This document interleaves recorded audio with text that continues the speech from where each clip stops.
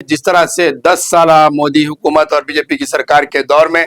निसाब में तब्दीली की जा रही है, यानी कि सब्जेक्ट में जो है सिलेबसेस में तब्दीली की गई है। ये बात तो शुरू से ही जानी जा रही है कि बीजेपी की जानिब से तारीख को मिटाया जाए, हरफ किया जाए और नई आने वाली नस्लों को जो है उन तारीख के बारे में बताने से कासिर रहें कि जो हिंदुस्तान के अंदर ज़्यादातर जो हुकूमत है आज की,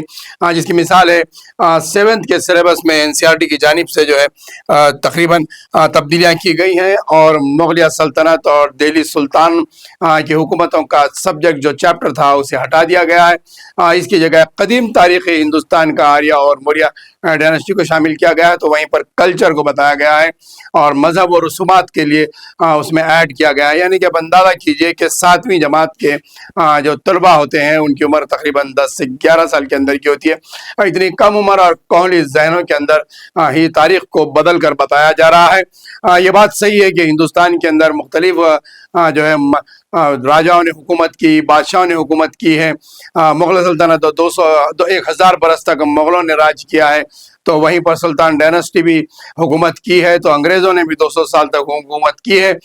इन सब्जेक्ट्स को सोशल स्टडीज़ में रखा गया है कि किस तरीके से तारीख़ के निज़ाम को बदला गया था, तारीख़ में किस तरीके हिंदुस्तान पर जो है हुकूमतें रही और किस तरह से रजवाड़े रहे यहाँ पर, और उसके बाद अंग्रेज़ों का 200 साल दौर रहा। उस वक्त कितने छोटे छोटे राजा महाराजा रहे।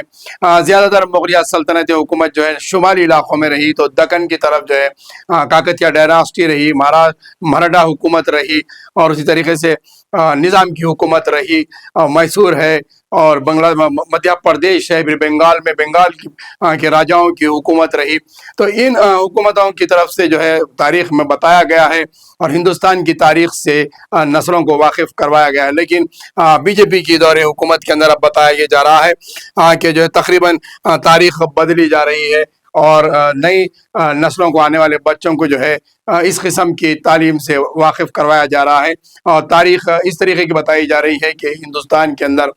एक किस्म का अलग नया माहौल पैदा किया जा रहा है, जिससे फ़िरका परस्ती भी पैदा हो सकती है और ज़हनियतें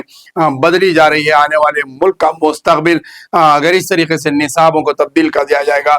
तो क्या हालत रहेगी और मुल्क के अंदर किस तरीके की कशीदगी पैदा होगी, ये इसका अंदाज़ा मौजूदा हुकूमत नहीं लगा रही है। आखिर ये लोग मुल्क को किस दिशा में ले जाकर छोड़ना चाह रहे हैं, इससे अवाम और आम जहन तो काफ़ी तशवीश का शिकार है।